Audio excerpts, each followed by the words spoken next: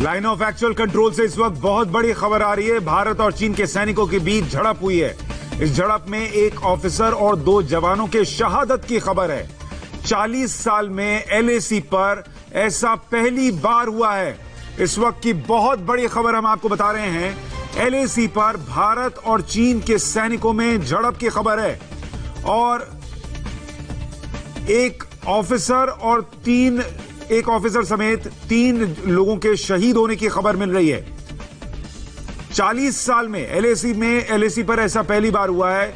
कभी कोई गोली नहीं चली, कभी कोई इस तरीके की झड़प नहीं हुई कि कहीं पर किसी के शहादत की खबर आए। और इस वक्त बहुत बड़ी खबर, एलएसी पर भारतीय जवानों के शहादत की खबर और झड़प की खबर चीन के सैनिकों के साथ। मनीष प्रसाद हमारे साथ जुड़ गए हैं। मनीष, क्या हुआ है?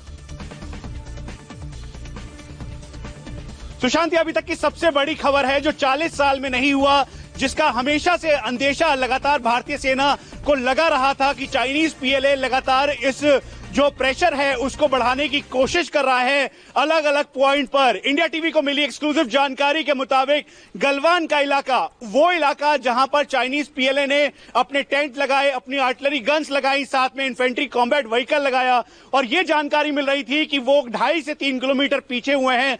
दरअसल उस जगह पर कल देर रात झड़प हुई भारतीय सेना और चाइनीज पीएलए के जो जवान थे उनके बीच, और ये झड़प इतनी ज्यादा उपद्रव में तब्दील हो गई जिसमें एक ऑफिसर और 2 जवान भारतीय सेना के ये शहीद हो गए। ये अभी तक की सबसे बड़ी खबर है, क्योंकि पहला मौका था जब 3488 किलोमीटर के इस लाइन ऑफ एक्चुअल कंट्रोल के ईस्टर्न लद्दाख सेक्टर के गलवान इलाका, जो कि एक स्ट्रेटेजिक पॉइंट है, अक्साई चीन से जुड़ा हुआ गलवान नाला जो कि श्योक नदी में आके मिलता है, डीएसडीबीओ का ये पूरा रोड स्ट्रेटेजिक रोड है। यहां पर भारतीय सेना का डिप्लॉयमेंट बहुत ज्यादा था और यहीं पर आमने सामने यानी फेस ऑफ की कंडीशन पर भारतीय सेना और चाइनीज पीएलए के जवान थे। इंडिया टीवी को मिली जानकारी के मुताबिक आर्मी हेडक्वार्टर और मिलिट्री ऑपरेशंस के जो सीनियर ऑफिशियल्स हैं उनके मुताबिक पूरी तरह से ये उपद्रव मचा और उपद्रव मचने के बाद चाइनीज पीएलए के साथ झड़प हुई। ये झड़प करीबन 2 से 3 घंटा चली। उसी दौरान एक ऑफिसर समेत 2 जवान इसमें शहीद हो गए भारतीय सेना के।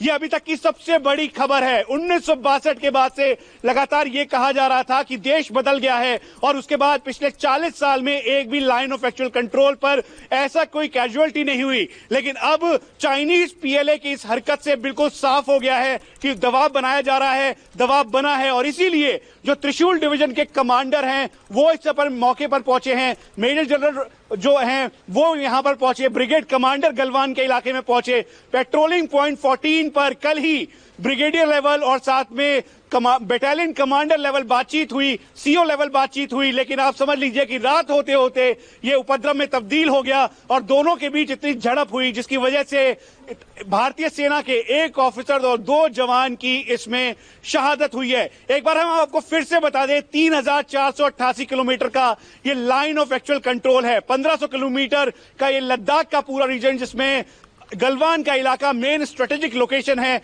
लगातार भारतीय सेना आमने सामने थी कि चाइनीज पीएलए गलवान के इलाके में ना पहुंचे और दबाव बनाने की जो रणनीति थी चाइनीज पीएलए की, जिसमें उन्होंने अपने टेंट, इन्फेंट्री कॉम्बैट व्हीकल्स, अपने आर्मर्ड, अपनी आर्टिलरी लगा रखी थी। दरअसल को पीछे धकेलने के लिए भारतीय सेना के जवान उसी बंदोबस्त के साथ 1:1 के रेशो में वहां पर ठीक सामने डटे हुए थे। ब्रिगेडियर लेवल और कमांडिंग ऑफिसर लेवल बातचीत हुई इसी पेट्रोलिंग पॉइंट 14 के पास, हॉट स्प्रिंग के पास। लेकिन उसके बावजूद भी देर रात होते होते ये मामला और ज्यादा बढ़ा और बढ़ने के बाद इसमें ऑफिसर और साथ में 2 जवानों की शहादत हुई है। बहुत बड़ी खबर है मनीष ये कि जो 1962 के बाद कभी नहीं हुआ वो आज सुनने को मिल रहा है। एलएसी पर भारतीय जवानों के शहादत की खबर है। चीन के सैनिकों के साथ जो झड़प हुई है वो इस हद तक चली गई कि एक ऑफिसर और 2 जवान शहीद हो गए हैं। 40 साल में पहली बार एलएसी पर भारतीय जवान शहीद हुए हैं। चीन के साथ जो एलएसी है वहां पर कल रात बताया जा रहा है ये 2 से 3 घंटे झड़प चली है, जिसमें कि ये वाकया सामने आया, ये घटना सामने आई है। 3 लोगों के शहादत की खबर है। इसमें एक ऑफिसर और 2 जवान भारत के शामिल हैं। और यह तब हुआ है उस गलवान वैली में जहां पर भारत और चीन के बीच लगातार बातचीत चल रही थी, कमांडर लेवल की बातचीत चल रही थी। कुछ दिन पहले दोनों तरफ की फौजें जो हैं वो पीछे गई थी और ऐसा लगने लगा था कि हालात बेहतर हो रहे हैं, लेकिन ये बहुत बड़ी खबर है और इसके बाद तनाव और बढ़ने की भी आशंका जताई जा रही है।